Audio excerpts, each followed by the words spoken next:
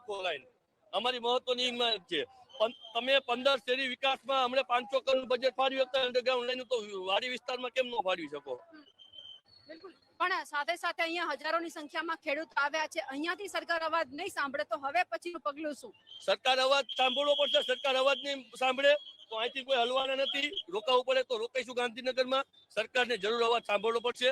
લાગે છે કે સરકારને બદલવાનો સમય આવી ગયો છે. સરકારને બદલવાનો સમય તો આવી ગયો છે, પણ આજે જે નિર્ણય આવે એના પછી આયોજન કરી અને સરકારને સાંભળવું પડશે 100% સરકારને 100% સાંભળવાનું નહીં સાંભળે તો હવે શું કરશો? જય જવાન જય કિસાન. ગુજરાતના 14 જિલ્લામાં હેવી વીજ લાઈનનું કામ ચાલી રહ્યું છે. એમાં સૌથી વધારે મોરબી જિલ્લામાં હેવી વીજ લાઈનનું કામ ચાલી રહ્યું છે. પણ અમારા ધારાસભ્ય અને સંસદ સભ્ય અત્યારે મૂત પ્રસક છે. અને વાત કરવામાં આવે તો આજથી ડેલિગેટની ચૂંટણી 2 મહિના પહેલા હતી, ત્યારે ગુજરાતના 14 જિલ્લામાં ક્યાંય પણ કામ ન કર્યું. ભારતીય જનતા પાર્ટીને ખબર હતી કે જો આપણે અત્યારે ખેડૂતોના ખેતર ખોટરાની ઘોડે ખૂંદશું તો આપણે ડેલિગેટની ચૂંટણીમાં આપણને ખરાબ રિઝલ્ટ મળશે. તેના માટે જેવી ડેલિગેટની ચૂંટણીનું રિઝલ્ટ આવ્યું એવી તાનાશાહી સરકારે ખેડૂતોના જમીન ઉપર વીજપોલ ખોડ્યા છે. અને અત્યારે અમે નીકળ્યા છીએ ગાંધીજીના માર્ગે, પણ આવનારા સમયમાં સંસદ સભ્ય અને ધારાસભ્યના ઘરને ઘેરાવ કરવામાં આવશે.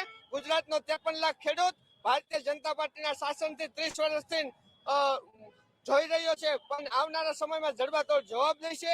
અને અત્યારે જો અલ્ટિમેટમ આપીશી નહીં સાંભળવામાં આવે તો આવનારા સમયમાં હરેક ધારાસભ્ય અને સંસદ સભ્યના ઘરે ખેડૂતો, ગુજરાતના 53 લાખ ખેડૂતો ઘરનો ઘેરાવ કરશે.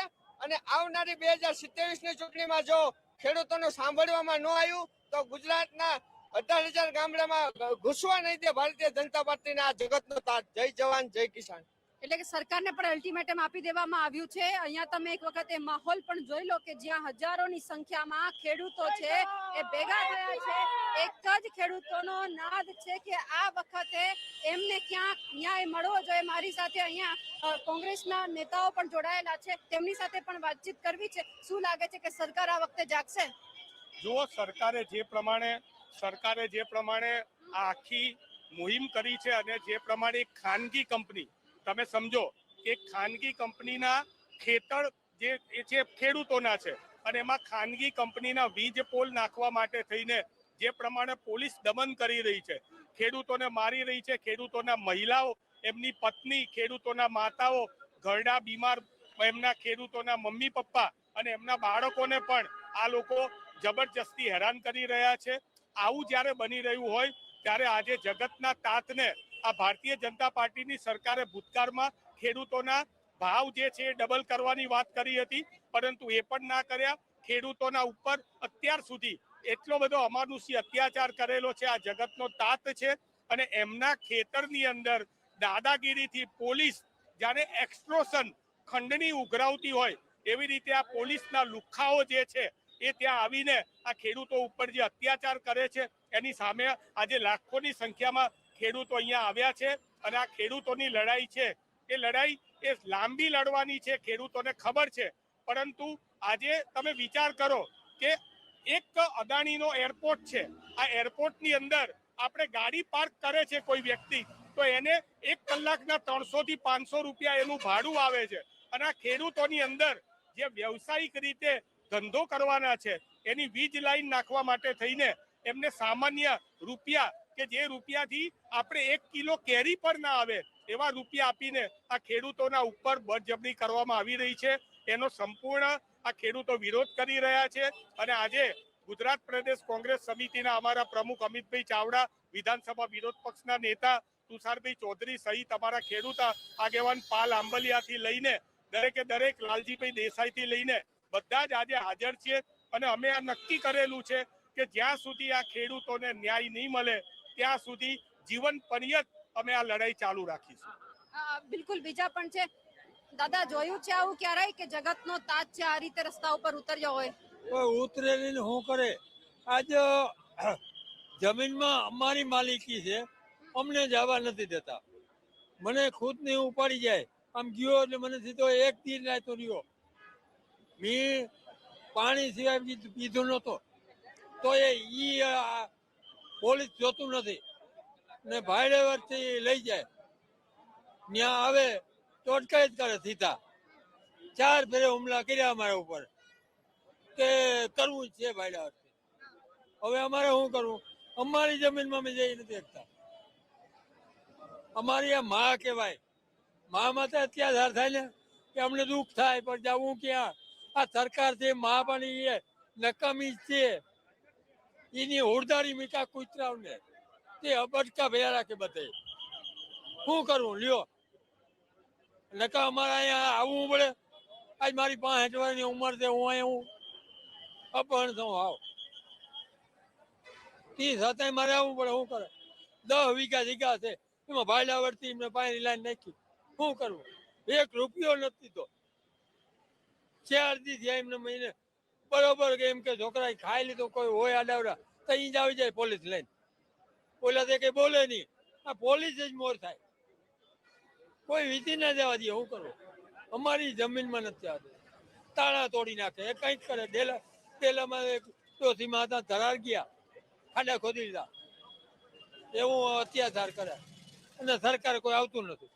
તમારા ખેતરમાં થાંભલા નાખવાના છે? મારા ઘરમાં થાંભલો ભાઈના ખેતરમાં છે. મારા ખેતરમાં માથે દાણિયા છે. ઈ કે તમારી 2.5 ફૂટ કે તમારી કઈ હું 2.5 ફૂટ નાખી જાવ એથી. અમારે નથી માથે નાખવી, એથી નાખી જાવ ને ત્યાં કઈ તરત ઉઈ જાય તો એમ કઈ શું કરવું લ્યો? અટાણે હાલમાં ની અમારે તાણીયા બાંધલ છે, ધરાર જોડવા આવે. આમ ક્યાં વર્તર દો નથી દેવી લે. તમારું ગામ કયું? અમારું ગામ જામ ખંભાળિયા, કોલવા ગામ, દ્વારકા, દેવભૂમિ દ્વારકા. શું વાવ્યું છે દાદા અત્યારે ખેતરમાં? હવે મગફળી વાવવી છે. આ કામ કરવા દેતા નથી. મગફળી વાવવી, વરસાદ થાય એટલે તૈયારી કરવા નથી દેતા. ચોમાસામાં તો વરસાદના લીધે વાવણી હોય છે, શિયાળુ ઉનાળુ પાક માટે પાણી આપે છે? કામ આપે.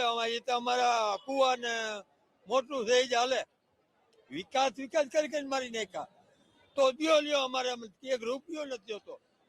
અમારે બિલ ફ્રી કરે, વીજળી ફ્રી આપેલા. અમારે કઈ જોતું નથી. અમે આમાં પૈસા દઈ લ્યો. ખેતરમાં 24 કલાક પાવર આપે છે? ના ભાઈ, એમાં દીમાં 15 જણ જાય, 15 ફેરે જાય છે. ઝટકે જ મેં રાખે, રેતી જ નથી. 24 કલાકમાં રાત નથી. અમે વાડી વિસ્તાર રહી નાખે. હવે ત્યાં હોવાતું નથી. આવી ગરમીમાં હું કેમ? તો એ કે અમે વિકાસ કર્યો. ક્યાં નામે વિકાસ કર્યો? ભૂપેન્દ્ર પટેલ અને નરેન્દ્ર મોદીની સરકાર છે, બરાબર છે? લાગે છે કે ગુજરાતનો વિકાસ થયો હોય? વિકાસ કાં થાય આમાં?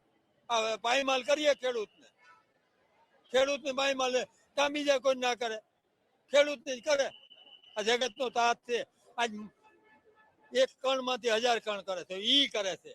કોણ ના કંપની કરવા આવીએ, અડાણી કરવા આવીએ તો અડાણી કે આ જંત્રીનો ભાવ અમને દે. આ ભાવ જંત્રીની ભાવ નહીં. અમારે જ્યાં ક્યાં જોઈએ 1000 વીઘા જોઈએ, 1 નહીં 1000 વીઘા લેવા તૈયાર થઈ. આ જંત્રી ભાવ ને એની આ જંત્રી લેવા આવી. શું કરું? કયો છે તમે? કયો જમીનનો ભાવ શું ચાલે વીઘાનો? અટાણે 20 લાખ દીઘાના છે. મારે 12 વીઘા દીઘા છે. બોલવા નથી 20 લાખમાં. હવે 10 લાખમાં કોઈ માગતું નથી. તાણિયાના થાંભલા નાખ્યા એટલે? હા, ત્યાં થાંભલા વળી ગયા. રોડ ટચ આવી હતી, એમાં થાંભલો વળી ગયો. 1 વીઘો મોડો તો જગ્યા વહી ગઈ. હવે કોની નો ધણી થાય? ના મકાન થાય કે ના આપણે કોઈ બગીચો કરવો થાય. કઈ થાય કે કોઈ વસ્તુ નથી થતું. બિલકુલ. એટલે કે ખેડૂતો કહી રહ્યા છે કે હવે જે જમીનનો જે એમને સૌથી વધારે સારામાં સારો ભાવ મળતો એ હવે નથી મળવાનો. કા થાંભલા લગાવી દે, કા તાણિયા નાખી દે.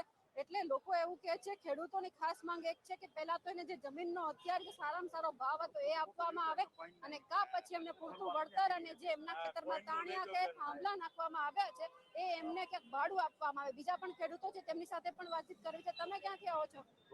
કોંઢથી આવી છે, ધ્રાંગધ્રા તાલુકાનો કોંઢ ગામથી આવી છે. અને અમારે અત્યારે 100 ટ્રેક્ટર આવે છે કોંઢથી. અને ખેડૂતનો બહુ વિરોધ છે અને અમે સરકાર અમે બાયું ચડાવી છે. હવે અમે પાછું પડવાનું નથી. કોઈ પણ સંજોગોમાં અમારો હક જોઈએ. અમને ઈ અદાણીના ઓલામાં જો ગાડી મૂકતો હોય તો 150 રૂપિયા લેતો હોય તો અમારા ખેતરની માલ પર થાંભલા નાખે તો અમને મહિને 30,000 રૂપિયા ભાડું આપે. અમારે વળતર નથી જોતું. અમારી જમીનનું આ આજીવન છે. એક અઠવાડિયાની માલ પર કાઢી નથી લેવાના. અમારે ભાડું જોઈએ 30,000 રૂપિયા મહિને ભાડું જોઈએ તો અમને ભાડું આપી દે. આ BSNL ના ટાવર નાખે છે, હચના ટાવર નાખે છે, એનું ભાડું આપે તો અમને ભાડું આપવું જોઈએ ને.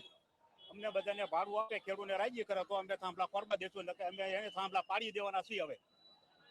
અને આજ ગુજરાતમાંથી લગભગ લાખો માણસો આવવાના છે, ગામડે ગામડેથી નીકળે છે. અને ભાજપ સરકારને આ છેલ્લી ચેતવણી છે કે ભાઈ હવે આરસી જાય બંધ કરાવી દે કામ અમને વળતર આપી દે જાજુ, તો અમે ચાલુ રાખશું કામ, બાકી નકે અમે બંધ કરાવી દેવાના છીએ હવે. સરકાર જ્યારે ખેડૂતો ઉપર કંઈક આવું થાય છે ત્યારે એકદમ ચૂપ થઈ જાય છે, ક્યારેય જવાબ નથી આપતી. લાગે છે કે આ વખતે જવાબ દેશે? જવાબ આપવો જ પડશે, એમના બાપને આપવો પડશે હવે તો. હવે પાણી આવી રેલો આવ્યો છે એથી હવે બરોબર, હવે એને જવાબ આપવો જ પડશે ભાજપ સરકારને, નકે આવતી 2027 ની ચૂંટણીમાં પાડી દેવાની છે હવે. જે અનાજ પકવે છે એ અત્યારે રોડ ઉપર ઉભો છે. અનાજ અમે પકવી છે ને ખાઈ છે આખી દુનિયા, અને હેરાનગતિ અમારે થવાની છે. આ 45 ડિગ્રીની મલપા અમે અહીંયા વાડીમાં કામ કરીશું તો અમે કરીશું, અને બેટા અદાણીની બધા બેઠા બેઠા ખાય છે. એમના થાંભલામાંથી આવે છે, ખેડૂતના ઘરમાંથી આવે છે, દૂધ આવે છે, સાઈસ આવે છે, અનાજ આવે છે, બધું ખેડૂતના ઘરમાંથી આવે છે. તો પછી અમને વળતર આપવું જોઈએ ને. સરકાર લાગે છે કે ખેડૂતોના હિત માટે કામ કરતી હોય?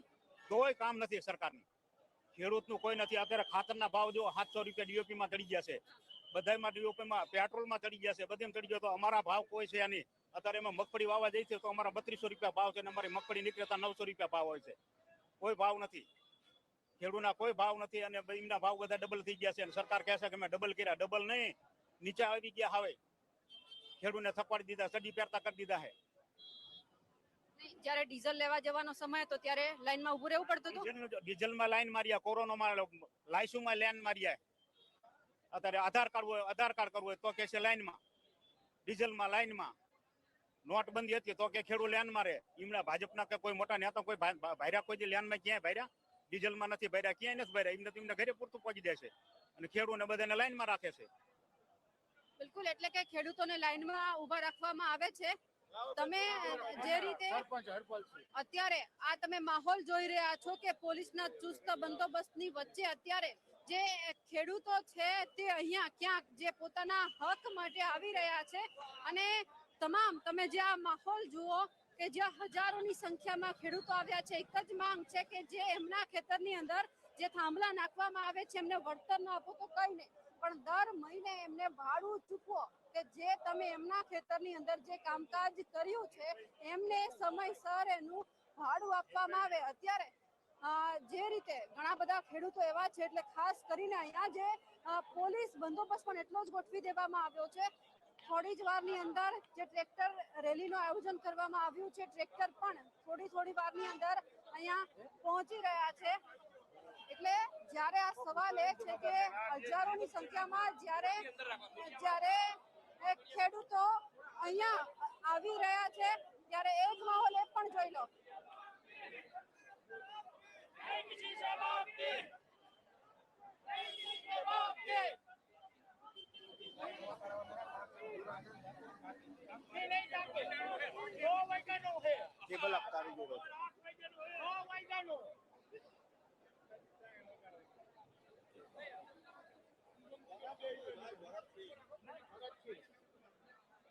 અમે કોઈને નડવામાં નથી.